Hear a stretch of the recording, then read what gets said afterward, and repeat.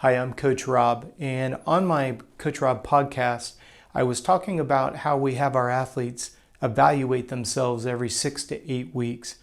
And it seemed to stir up quite a few questions, so I thought I'd put a video here for everybody here on YouTube. Why do we test every 6 to 8 weeks? Now, the reason why there's a little bit of a variance there is because when we get into competitive race season, we have to bounce it around, obviously high-profile races. I don't want this answer to come across as condescending, but the most important reason for testing is to validate that the training that you're putting out on a daily basis is actually working. I've been in this business now going on 40 years, and yes, we have all kinds of evaluation criteria. We've been developing training protocols for strength, for endurance, for sprint speed, lactate tolerance. We have a tremendous formula that we use, but we always want to make sure that we're not wasting our athletes' time.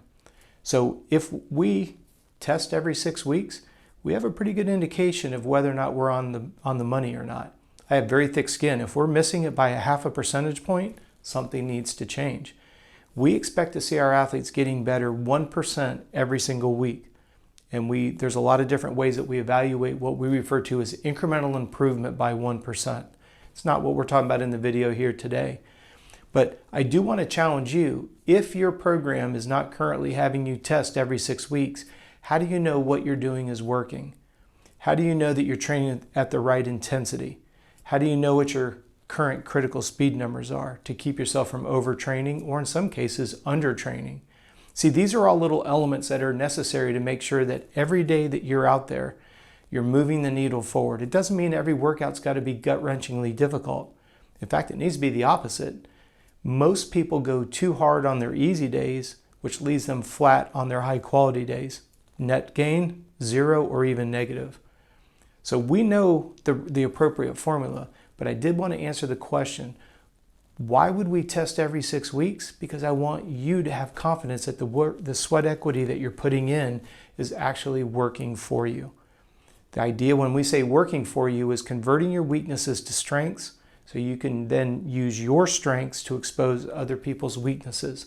Stop and think about that. Your competition's beating you by exposing your weaknesses. So the sooner I can help you identify them, the sooner you can eliminate them, convert them from a weakness to a strength, and then people have to react to the way they race you. I thought this was a great question. I want to thank you for supporting the Coach Robb podcast. Thank you for supporting this channel. If you're new, please like and subscribe because we do put out a new video every day. We are getting more and more emails every week. They're almost doubling week over week, and we're forever thankful. And if you happen to have a question, please send it in. contact@coachrobb.com. And in the meantime, I hope you like these 2 new videos.